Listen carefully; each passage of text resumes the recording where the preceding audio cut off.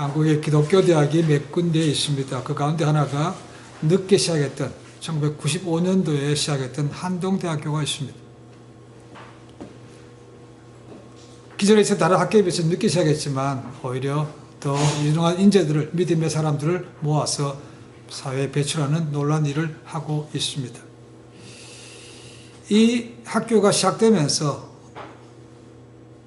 그 다른 대학에서 볼 수 없었던 것을 하나 시작한 것이 있습니다. 그것이 뭐냐면 양심 시험 제도입니다. 요즘 얘기하면 무감독 시험을 시작했습니다. 무감독. 뭐 주변에 여러 가지 말이 많았겠죠. 그렇죠? 잘 이루어질까 뭐 하는 거 이렇게 어쨌거나 이루어졌습니다. 그렇죠? 그리고 6년이 지난 다음에 전교 학생들을 대상으로 조사를 했습니다. 이것이 과연 어떻게 되어 왔는가? 무기명으로 투표를 했습니다. 그때 결과가 이렇게 나왔습니다. 양심의 가책 없이 한 번도 위반하지 않았다라는 것이 58%였습니다. 유혹은 받았지만 위반하지 않았다가 23%예요. 몇 차례 위반했지만 그거 다시는 위반하지 않았다가 15%. 그리고 죄책감 없이 그냥 위반했다라는 것이 4%였다는 겁니다. 굉장히 놀라운 성적이라고 볼 수 있습니다. 제가 보기에. 만약에 말입니다. 기독교 대학이 아니고 일반 대학에서 모두에게 오늘날 무시험, 무감독을 시작한다면 어떻게 될 것 같습니까? 유혹이 없을까요? 저는 많은 경우에 유혹이 넘어간다고 생각합니다. 저 역시도 아니라고 생각합니다. 왜 그런가? 한국의 교육 제도 때문에 그렇습니다. 제가 알고 싶은 교육은 이겁니다. 교육이란 것은 세상을 살아가는 인격체를 길러내기 위한 지식과 가치관을 길러주는 것이 진정한 교육의 목적이라고 생각합니다. 네, 지금 한국은 어떻습니까? 그런 전인격적인 사람을 키워내기보다는 어떻게 하면 좀 더 좋은 대학에 갈 수 있을까? 한 가지 더 지식을 가르치는데 끝나기 때문에 이런 시험 볼 때 유혹이 많이 있다는 것입니다. 내가 조금이라도 점수를 더 잘 받아야 좋은 대학에 갈 수 있다는 것이죠. 그러니까 무감독이라면 그 유혹이 오지 않겠습니까? 조금이라도 1점이라도 더 받아야 되는 거죠. 그렇죠? 모든 사람이 다 경쟁자입니다. 이건 나가서 뭐 세상 바르게 살고 이게 중요한 게 아니고 좋은 대학교에 가서 좋은 직장에 가고 좋은 높이 위치에 올라가고 그것이 보통 사람들의 꿈인 거죠. 그러니까 이런 이것이 오면 유혹을 떨쳐내기가 쉽지 않습니다. 그러니까 양심의 가책은 받겠지만 느끼겠지만 부정행위를 할 수 있다고 생각합니다. 오늘날 교육 심리학자들은 지능 지수인 IQ 그리고 감정 지수인 EQ 그리고 역경 지수인 AQ라는 것을 얘기하지만 중요한 정직 지수 Honesty Quotient HQ라는 것은 한 번도 언급하지 않습니다. 우리가 잘 아는 대로 그런 말을 들었죠. 그죠? 임마누엘 칸트가 한 말입니다. 정직이 가장 최우선 정책이다. Honesty is the best policy라는 거죠. 정직을 그렇게 강조하지만 교육 심리학자들도 그 HQ라는 데에서는 전혀 침묵하고 있다는 겁니다. 나머지 것들 얘기하고 있는 거죠. 그러니까 오늘날 교육이 어떻게 되겠습니까? 말은 정직이라고 하지만 정말 쉽지 않습니다.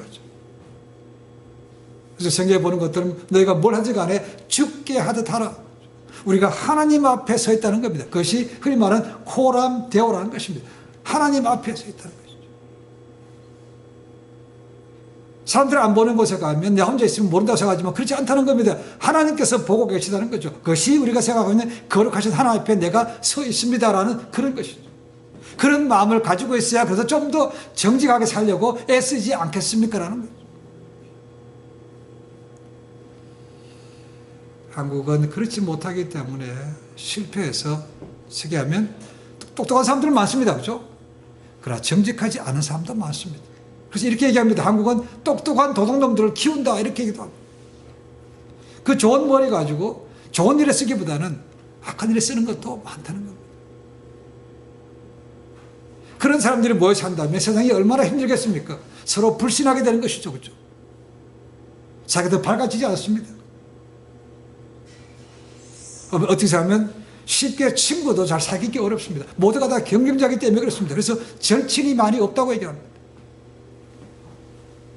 앞에서는 이렇게 웃고 다니지만 돌아서면 다 경쟁자고 어떻게 보면 적이라고 볼 수 있는 것이죠. 그러니까 화목함도 관계가 좋아지지도 그리고 친한 친구도 없다는 것은 어쩌면 지극히 당연한 결과라고 보여집니다. 이 한동대학교를 세웠던 사람이 김영길 총장입니다. 그분이 아마 미국에서 나사에서 추천하는 2,000명 과학자 가운데 한 명으로 들어가는 사람입니다. 이분도 하버드 대학교의 학교의 목표를 알기 전까지는 자기 개인을 위해서 공부하고 지냈다고 얘기합니다. 그가 알았던 하버드 대학교의 설립 목적이 무엇인가 이렇게 되어 있습니다. 우리의 삶과 공부의 주된 목적은 하나님을 알고 영생이신 예수 그리스도를 아는 것이다. 성경 말씀과 똑같지 않습니까? 그렇죠? 그럼 원래 아이비리그의 학교들은 설립자들이 다 크리스찬들입니다. 지금은 다 변질된 것이 많지만 원래 그렇습니다. 보십시오. 하나님을 알고 예수님을 아는 것이라고 한 것이 보십시오. 이것이 교회 학교의 목표라는 겁니다. 이것을 알고 이분도 늘 하는 말이 그거였습니다. 배워서 남주자라는 거죠. 배워서 남주자. 이 배워서 남주자는 말은요, 이 학교뿐만 아니고 많은 것을 볼 수 있습니다. 그 가운데 하나가 코스타라는 것입니다. 지금도 매년 7월 달이 되면 시카고에 있는 위튼 칼리지에서 북미 유학생 수련회가 열립니다. 그것이 코스타입니다. 1년에 대학 원생만 한 1,500명 가까이 모입니다. 저도 한 10번 정도 갔습니다. 그가 하는 말이 그겁니다. 거룩, 정직, 이런 말을 자주 듣습니다. 그가 하는 말이 그겁니다. 배워서 남주고, 출세해서 남주자, 이런 것입니다.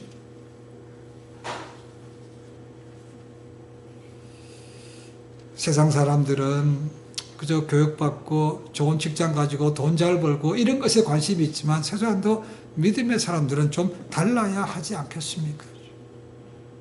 좀 천천히 가더라도 좀 어리석어 보이는 것처럼 보이더라도 하나님 보시기에 정직하게 살아야 세상에 좋은 임팩을, 영향력을 주지 않겠습니까? 라는 거죠. 하나님께서 그걸 원하십니다. 지금 저희가 보는 다니엘도 그런 사람이죠. 여러분, 우리 크레딧 카드부터 보십시오. 뭐 잘못하면 신용이 급속에 떨어집니다. 떨어지는 건 금방 떨어집니다. 근데 그 떨어진 신용 갖다가 끌어올려면 오랫동안 걸립니다. 그렇죠? 우리 개인적으로 그런 크레딧이 나빠졌다면, 아니면 특히 우리 교회가 오늘 많은 교회들이 신용을 잃었다면 시간이 걸리더라도 그것을 회복해 가야 되는 것이죠. 그렇지 않다면 세상에 복음을 전하기가 참 어렵습니다. 도라는 말은 뭡니까? 비웃음밖에 없는 거죠. 당신들이라 잘하세요. 이거밖에 없는 거죠. 그렇죠? 다니엘서를 통해서 다니엘의 그런 모습, 그런 믿음을 보고 우리 삶 가운데도 회복돼야 되는 교훈을 분명히 제가 얻을 수 있습니다. 앞부분을 통해서는 다니엘이 그가 어떤 성품을 가진 사람인가 봤습니다. 그렇죠? 타고난 능력을 가졌고 충성스러운 사람이었고 청렴결백한 사람이었고 경건한 사람이었고 그는 믿음의 사람이었습니다. 우리가 보기에는 야 저렇게 살 수 있는가라고 부러워했지만 오히려 그런 삶이 적을 더 만들었습니다. 그래서 그가 모함에 쌓여서 결국은 사자굴에 던져지게 됩니다. 새로 만든 30일 동안 법이라는 것은 오직 이 다니엘을 무너뜨리기 위한 그런 법령이었습니다. 그렇죠? 다리오도 그걸 몰랐습니다. 그러나 나중에 다니엘이 거기에 꼽힌 것을 보고는 이것이 내가 부하들에게 돌아왔구나 것을 깨달았지만 그것은 돌이킬 수가 없었습니다. 이미 적들은 그것까지 감안하고 왕이 대사함 찍은 법령을 선포한 것은 다시 왕이라도 돌이키지 못한다고 못 박았다는 것이죠. 그러니까 왕이 방법이 없는 겁니다. 그러니까 왕이 할 수 있는 것은 16절의 말씀대로 그겁니다. 네가 믿는 하나님이 너를 구원하시길 원한다. 이것밖에 할 수 있는 게 없다는 거죠. 네가 믿는 하나님이 너를 구원하시길 원한다. 어쩌면 이 말씀 속에는 이 다리오가 바벨론의 통치자로 지내면서 그 앞에 있었던 다니엘의 세 친구 풀무불에 던졌다가 살아나왔던 그 사건을 들었는지 모르겠습니다.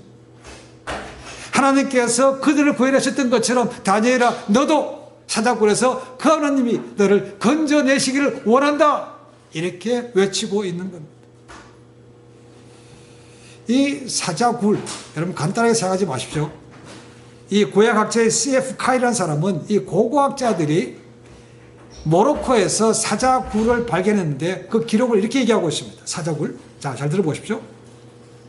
모로코의 사자굴은 땅 밑에 큰 정방형의 동굴로 만들어졌는데 굴의 가운데는 분리벽이 있었다. 그 분리벽에는 문이 하나 있었고 그 문은 문지기가 위에서 열고 닫을 수 있었다. 그들은 고기를 던져서 사자들을 한쪽 방에서 다른 방으로 유인할 수 있었다. 그리고 문을 닫고서 그들은 청소하기 위해서 빈 방으로 들어갔다.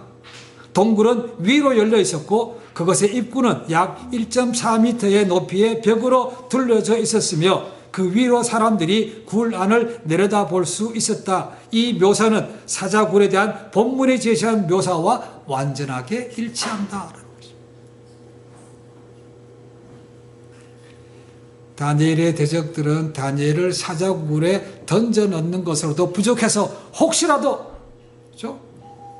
왕이 꺼내거나 누가 꺼낼까 봐 왕의 도장 그리고 자기들 귀족들의 도장을 꽉 찍어서 돌로 막은 다음에 거기다가 인을 쳤다는 겁니다. 건드리지 말라는 것이죠. 확실하게 이번 기회에 왔을 때 다니엘을 매장시키겠다 그 말입니다. 그들의 의지가 얼마나 강한지를 볼 수 있습니다. 왕은 할 수 있는 것이 아무것도 없고 가슴이 너무 아픈 겁니다. 그래서 식음을 전폐했습니다. 모든 오락을 전폐했습니다. 그리고 밤에 잠을 잠지 못했습니다. 그래서 새벽이 되기를 기다렸다가 새벽이 깨자마자 즉시 그 사자굴 앞으로 가서 외쳤습니다. 뭐라고 얘기해요? 쉽게 하면 다니엘아 살아있느냐라는 것이죠. 근데 그렇게 간단한 문은 아니었어요. 오늘 말씀 보니까 사시는 하나님의 종 다니엘아 너의 항상 섬기는 내 하나님이 사자에게서 너를 구원하시기에 능하셨느냐라고 묻습니다. 뭐 이방 사람이 살아계신 하나님 그러니까 좀 그렇으면 아닌가 그죠? 그 정도로 이 다리오의 마음속에는 이 다니엘을 아끼는 다니엘이 살아있기를 원하는 마음이 컸다는 것이죠. 그래서 살아계신 하나님이 너를 능히 구원하셨느냐라고 묻고 있는 거죠. 그랬더니 안에서 대답이 들려옵니다. 보이진 않지 막혀서 보이진 않지만 다니엘은 왕에 대한 예를 갖추고 왕이여 만수무강하옵소서라고 한 다음에 제를 이어갑니다. 근데 이 히브리 말을 헬라 말로 바꾼 성경이 70여 개가 있습니다. 70인역. septuagint라는 것이 있습니다. 거기에는 이 왕이여 만세수를 하옵소서라고 다음에 이런 말이 붙어 있습니다. 왕이여 나는 아직도 살아있나이다 라는 말이 있습니다. 그러면서 22절에 하나님이 왜 자기를 살려놓으신지 그 이유에 대해서 말하고 있습니다. 하나님께서 천사를 보내서 그 사자들의 입을 막으신 것은 내가 하나님 앞에서 죄가 없을 뿐만 아니고 왕에게도 전혀 해가 되지 않았다는 것을 입증하기 위해라고 되어 있습니다. 그것이 하나님께서 나에게 살리신 목적이라는 거죠. 네가 범한 죄하지 않았다는 겁니다. 그리고 왕에게 경제적으로나 정치적으로나 아무 해도 끼치지 않았다는 것입니다. 그래서 살아남았다는 것이죠. 오직 이것은 내가 죄가 있어서가 아니고 정치적인 음모입니다 라고 말하고 있는 거예요. 이 말에서 보면 다니엘은 자기가 하나님 앞에 죄가 없었기 때문에 그 던져지는 것, 그 안에 들어가서도 전혀 두려워하지 않았다는 것을 한번 짐작해 볼 수 있습니다. 당당했다는 겁니다. 내가 죄질이요.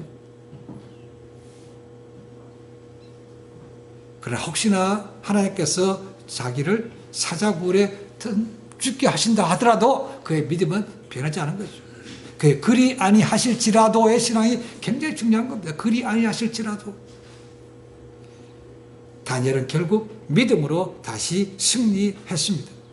그 소리를 듣고 왕은 즉시 다니엘을 그 사자굴에서 끌어올리라고 말합니다. 올라보니까 다니엘의 몸이 전혀 이상이 없더라는 거죠. 아마 조사했을 것입니다. 그렇죠? 그러나 그 들어갈 때 모습 그대로 아무 다친 것이 없이 옷이 찢어지거나 그런 거 없이 그냥 나왔다는 것입니다. 그러면서 23절 후반부에 그의 안전에 대해서 이렇게 말합니다. 그 이유는 이는 그가 자기 하나님을 의뢰함이었더라. 그가 하나님을 믿었기 때문에 전혀 다침이 없이 죽지 않고 그냥 그대로 나왔다라고 말하고 있다는 것이죠. 믿음 때문에 살았다는 것입니다. 믿음 때문에 승리했다고 말하고 있는 것이죠. 다니엘이 이렇게 살아나왔습니다. 이제 입장이 바뀌어서 곤란한 사람들이 있는 거죠. 그렇죠? 누굽니까? 그를 모함해서 사자굴에 집어넣었던 사람들. 왕은 그 사실을 알고 왕이 노했습니다. 너희들이 감히 나를 속이고 저 무죄한 다니엘을 사자굴에 던져넣어 너희가 한번 당해봐라. 그래서 그들을 사자굴에 넣었습니다. 더 나아가서 그들의 아들과 딸들도 모두 잡아다가 사자굴에 집어 넣었다는 거죠. 그리고 그들이 사자굴에 채 바위 떨어지기도 전에 사자들이 그를 다 움켜잡아서 뼈까지 으스러뜨렸더라 라고 오늘 말씀 얘기하고 있습니다. 그들이 세운 법에 결국 그들이 당했다는 거죠. 여러분 성경 10편 7절 7편 15절에 이런 말씀이 있습니다. 저가 웅덩이를 파 만듦이여 제가 만든 함정에 빠졌도다. 지들이 만든 함정에 지들이 빠졌다는 것입니다. 그럼 탓할 것이 없는 거죠. 자, 이 범죄한 그 한 사람뿐만 아니고 그 가족까지도 다 멸한다는 것은 고대 금동의 일반적인 것이었습니다. 한국도 뭡니까? 잘못하면 왕에게 반역하면 삼족을 멸하라. 삼족. 똑같은 것입니다. 그런데 우리가 알고 있는 하나님의 법은요, 그 법보다 훨씬 더 관대합니다. 세상적으로는 잘못하면, 왕이 잘못하려 하면 그 가족까지 다 죽지만 하나의 법은 그렇지 않습니다. 신명기 24장 16절에 이런 말씀이 있습니다. 아비는 그 자식들을 인하여 죽임을 당치 않을 것이요 자식들은 그 아비의 죄를 인하여 죽임을 당치 않을 것이라. 각 사람은 자기 죄의 죽음을 당할 것이라. 오직 그 사람의 죄 때문에 그 사람이 죽는 것이지 그것이 부모 때문이나 다음 때로 넘어가지 않는다는 것입니다. 이 법에 대해서 어떤 사람들은 이렇게 얘기합니다. 아니 그러면 아간은 어떻게 다 됐습니까? 아간이 나옵니다. 아간이 누군지 아십니까? 여호수아 7장에 나옵니다. 아간이라는 사람은 출애굽했던 이스라엘 백성들이 가나안 땅으로 들어가서 거기서 가나안 땅을 점령해 나갈 때 같이 지냈던 사람 가운데 하나입니다. 이스라엘 족속 가운데 한 사람입니다. 모세는 하나님의 부름을 받았죠. 그리고 모든 정권은 여호수아가 가졌습니다. 그리고 여호수아를 통해서 이제 약속의 땅으로 들어갔습니다. 그들이 들어가서 첫 번째 마주했던 큰 난관이 바로 여리고성입니다. 여리고성은 굉장히 견고했고 살도 굉장히 많았습니다. 이걸 어떻게 이깁니까? 라는 거죠. 이스라엘 사람들은 뭐 전쟁을 해본 경험이 있는 것도 아니고 훈련받은 것도 아닙니다. 걱정이 태산 같습니다. 그런데 하나님께서 방법을 알려주십니다. 황당한 방법입니다. 어떤 방법입니까? 내가 매일 제사장들이 앞서 나가고 나팔 불 때 나갈 때 그 뒤를 따라서 하루에 한 바퀴씩 돌라는 거죠. 그리고 7일째에는 7번을 돌고 7번을 돈 다음에 제사장들이 나팔을 불 때 너희가 함성을 질러라. 전략이 그겁니다. 이스라엘들이 침묵 가운데 그래서 그대로 다 따라했다는 것이죠. 그리고 마지막에 소리를 질렀더니 그 견고했던 성읍이 그냥 무너졌다는 것이죠. 그래서 그들은 너무나 쉽게 여리고성을 이겼습니다. 취했습니다. 근데 하나님께서 여호수아에게 주신 말씀이 있습니다. 명령이 있습니다. 자, 이 전쟁은 내 것이기 때문에 너희가 이 전리품은 그 누구도 가져가지 마라.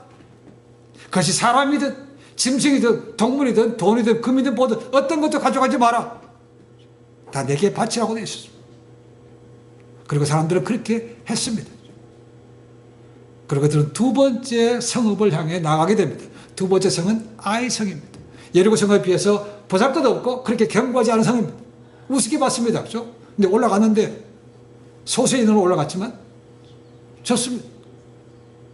이게 뭔 일인가 싶어서 통곡했다는 겁니다. 그런데 그 아이성에서 패배를 통해서 새로운 사실을 알게 됐습니다. 그들이 진 이유가 뭔가?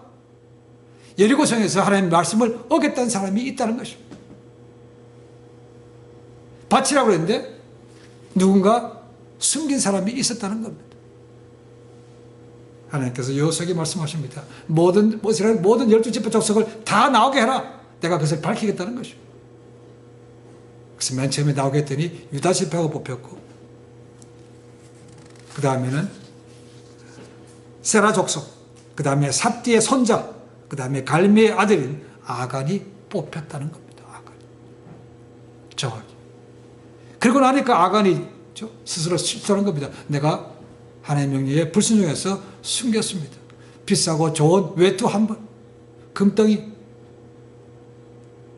이런 거 숨겼다는 거, 돈도 숨겼다는 것이죠. 사람을 벌써 알아보니까 말 그대로 다 있더라는 것입니다.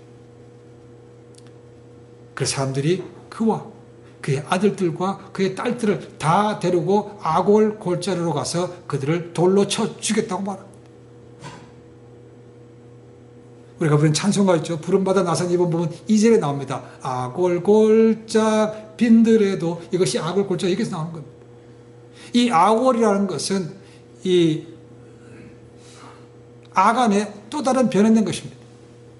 뜻은 고통이라는 것입니다. 아간이 고통 가운데 죽은 골짜기다 라고 해서 아골 골짜기라고 부르는 것이죠. 자, 그러면 아까 신명기 말씀처럼 범죄한 것은 아간인데 왜 아들하고 딸들 다 죽였습니까? 라는 겁니다. 거기에 대해서 구약학자 존 윗검은 이렇게 얘기합니다. 아간의 전 가족이 아간의 죄 때문에 돌에 맞아 죽었다 해도 그것은 그들 모두가 이 특별한 죄에 아간과 함께 적극적으로 참여했기 때문이다라는 것입니다. 아간 혼자만 한 것이 아니고 아간이 한 것을 방조하고 거기에 적극적으로 참여했기 때문에 그들도 다 죽였다는 겁니다. 그러니까 그 아들, 딸들은 죄가 없는데 죽은 것이 아니라는 것이죠. 하나님의 말씀은 정말 그대로 이루어지는 것이죠. 하나님께서 앞으로 이런 말하고 뒤에서는 다르게 행동하지 않으신 거죠. 그들이 적극적으로 동참했기 때문에 된 것이라는 겁니다. 자, 다니엘이 죽지 않고 나오고 다니엘을 모함했던 자들이 사자굴에 던져진 것으로 다 마무리된 것은 아닙니다. 한 가지가 더 남았습니다. 이제 다리오가 조서를 온 나라에 발표하는 것이 남았습니다. 그것은 다음 주에 볼 겁니다. 오늘 말씀 중에서 우리는 두 가지 교훈을 얻을 수 있습니다. 첫 번째로 하나님이 모든 것을 통치하신다는 것. 이 다니엘서 보면요, 두 부류가 나옵니다. 계속해서 우리가 보는 건 그겁니다. 막강한 힘을 가진 왕이 있고, 그렇죠? 근데 그들이 할 수 있는 것이 별로 없어요.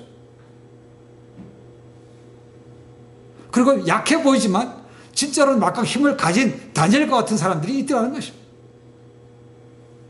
느부갓네살 당시에 그 중동 지방을 평정했던 왕 아닙니까, 그죠?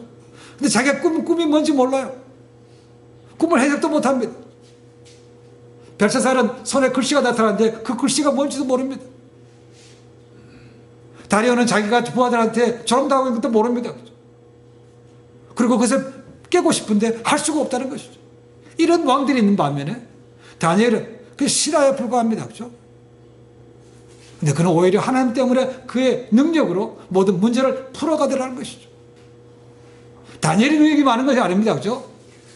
다니엘이 역사하시던 하나님의 능력인 것이죠. 그러니까 모든 것은 하나님께서 통치하신다는 것입니다. 그분이 진정한 구원자이심을 보여주는 것이죠. 때로는 제가 신방을 갔을 때 아픈 분이라든가 실패한 분이라든가 이런 분들에게 하나님 다시 믿고 다시 기도합시다 이런 말을 할 수밖에 없는데 굉장히 참 능력이 없다, 무기력하다는 것을 참 느낄 때가 많습니다. 그런데 그런 기도를 하나님께서 들으신다는 거죠. 물론 우리가 원하는 대로 우리가 원하는 때 방법으로 역사하신 건 아닙니다. 그렇죠? 더 늦게 할 수도 있고 다르게 역사할 수도 있습니다. 그렇죠? 그러나 그분이 분명히 역사하셔서 새로운 길을 열어준다는 것입니다. 이것이 우리의 믿음의 힘인 거죠. 우리가 하는 거 아닙니다. 그렇죠? 내가 하는 것도 아닙니다. 그렇죠? 우리의 기도를 들으시고 그분이 하시는 거죠. 그러니까 그분 안에 거하시고 그분 안에 믿음으로 나가면 우리가 그런 역사를 볼 수가 있다는 것이죠. 다니엘이 뭐라고 합니까? 그가 그렇게 살아남은 것은 자기 하나님을 믿었기 때문이라고 하는 것이 그겁니다. 믿으면 역사를 본다는 것이죠. 믿음이 역사를 보는 겁니다. 믿음이 이기는 것입니다. 단지상에서 다시 한번 그것을 우리가 확인해 봅니다. 두 번째는 인정받는 사람이 되어야 된다는 겁니다. 아마도 이 다리오의 통치기간은 다리오가 바벨론을 멸망시키고 페르시아의 고레스의 칙명으로 다스린 자가 되었고 이 다스린 지 그렇게 오래되지 않았습니다. 1년이 채 지나지 않았을 거로 봅니다. 그렇다면 다리오가 이 바벨을 통치하면서 다니엘이라는 사람을 아는 것도 1년 미만입니다. 그거 어떻게 살 줄 아는데 다니엘 알겠습니까? 와서 이제 정보를 수집해서 보니까 다니엘은 사람이 굉장히 특별한 사람인 것을 분명히 보고 정보를 들어서 알 것입니다. 보면 볼수록 신기한 사람이 많았을 겁니다. 그렇죠? 참 능력도 있는 것처럼 보이고 경제 사람이 신실한 것처럼 보였다는 것이죠. 그래서 그를 아끼고 아꼈다는 것이죠. 그러니까 그가 죽었을 때 식음을 전폐하고 잠을 못 잘 정도로 그렇게 가서 했던 사람이 아닙니까? 그렇죠? 짧은 기간이었지만 이 다니엘의 능력에 대해서는 이 사람, 이 다리오도 감복한 것이죠. 그리고 무엇보다도 그는 자기가 믿는 그 신을 절대적으로 믿는 사람인 것은 확실하다는 것이죠. 네가 믿는 살아계신 하나님, 아까 뭐라 합니까? 살아계시는 하나님의 종이라고 부릅니다. 하나님을 항상 섬기는 자라고 부릅니다. 자기는 잘 모르지만, 그죠? 그가 믿는 신이, 그렇게, 그 신에 대해서 이 사람은 그렇게 신실하다는 것입니다. 그것을 다니엘은 인정받은 것. 이 다니엘을 보면 구약에 또 다른 사람이 기억납니다. 그래서 누군가? 요셉입니다. 요셉은 형들의 시기로 애굽의 노예로 팔려갔습니다. 보디발 장군, 요즘 야금은 경호 10장, 그 집에 종으로 팔려갔죠. 그죠? 근데 그가 하는 모든 일마다 형통하는 겁니다.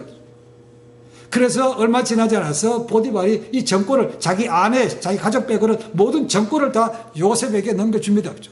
성서 모든 것이 풀어나갑니다. 거기 읽어보시면, 창세기 보시면 이렇게 됩니다. 주변에 있는 모든 사람들이 요셉을 볼 때마다 그가 믿는 하나님이 함께 하심을 알았다고 했습니다. 물론 그가 잘 되는 것이 그가 하는 것이 아니고 그가 믿는 하나님께서 함께 하시기 때문에 형통한 것을 그들이 보았다는, 알았다는 것입니다. 다니엘도 마찬가지인 것이죠. 우리는 하는 일도 다르고 배경도 다르고 위치도 다릅니다. 그러나 한 가지, 믿음에 있어서는 주변 사람들에게 인정받을 수 있어야 된다는 겁니다. 내 믿음의 현 위치가 어디 있습니까? 근데 주변 사람들이 나를 보고 정말 글쎄 향기가 난다, 저 사람은 진짜로 믿는 사람이라고 인정받습니까? 인정해 줍니까? 아니면 지나 내나 똑같이 내보다 더하네, 이렇게 하지는 않습니까? 라는 거죠.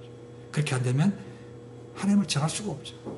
다니엘은 이방 땅에서 그렇게 믿음을 통해서 살아계신 하나님을 그들에게도 보여준 것이죠. 네가 믿는 하나님, 네가 믿는 살아계신 하나님. 먼저 믿는 저희가 그런 삶을 살지 못하면 복음을 전할 수가 없는 거죠. 다니엘은 그런 사람이었습니다.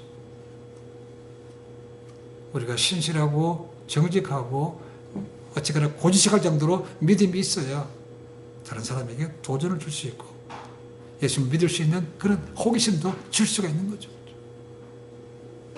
그런 삶이야말로 빛과 소금이 된 삶이죠.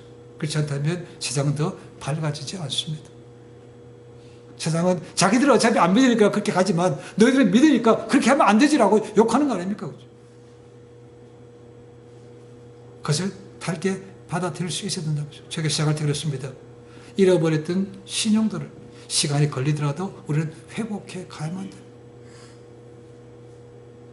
그럴 때 복음이 힘을 얻고 하나님 나라도 넓어질 수 있습니다. 여러분, 우리 눈에 보이는 게 전부가 아닙니다. 지금 이 현 시점이 끝도 아닙니다. 그렇죠? 아직도 시간은 남아 있습니다. 믿음의 눈으로 보면 모든 것이 하나님의 은혜요, 어쩌면 기적이라고 볼 수 있습니다. 지금까지 온 것도 은혜 아닙니까? 그렇죠? 그냥 우리는 당연한 것을 지내지만 은혜입니다. 은혜가 아니면 어쩌면 지금까지 설 수 없을지 모릅니다.